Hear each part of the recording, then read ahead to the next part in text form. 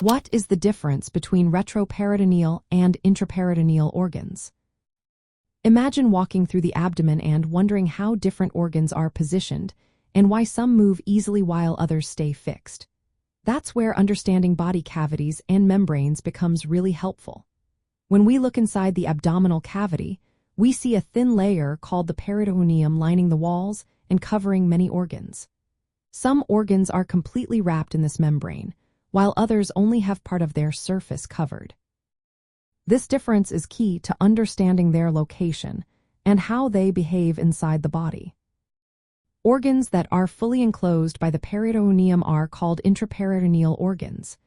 They are wrapped on all sides by this membrane, which makes them more mobile. Think of them like balloons floating freely in the abdominal space. Examples include the liver, which is large and takes up a lot of space, the stomach, the spleen, and the small intestine, which includes the jejunum and ileum. These organs can move around a bit because they are suspended by a fold of the peritoneum called the mesentery. On the other hand, retroperitoneal organs are located behind the peritoneum. They are only covered on their front side by the parietal peritoneum, which is the part lining the abdominal wall. Because of this, they are more fixed in place and don't move around much. Examples include the kidneys, which are bean-shaped and sit deep in the back of the abdomen, the adrenal glands sitting on top of the kidneys, and the ureters, which carry urine from the kidneys to the bladder. The pancreas, except for its tail, and parts of the duodenum and colon are also retroperitoneal. There are two types of retroperitoneal organs based on how they develop. Some are always outside the peritoneal cavity from the start, called primarily retroperitoneal organs. The kidneys and adrenal glands fall into this group.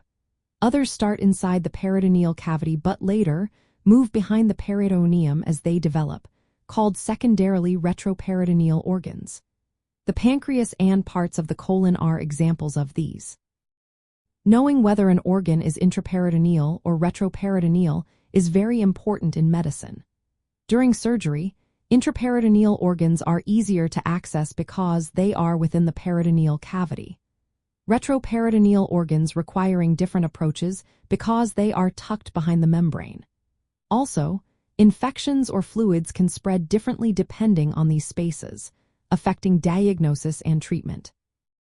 In simple terms, intraperitoneal organs are like floating balloons fully wrapped in a membrane, giving them more freedom to move. Retroperitoneal organs are like objects stuck behind a wall, more fixed and less mobile. This difference in position and development helps doctors understand how the body is organized and how to approach different medical procedures.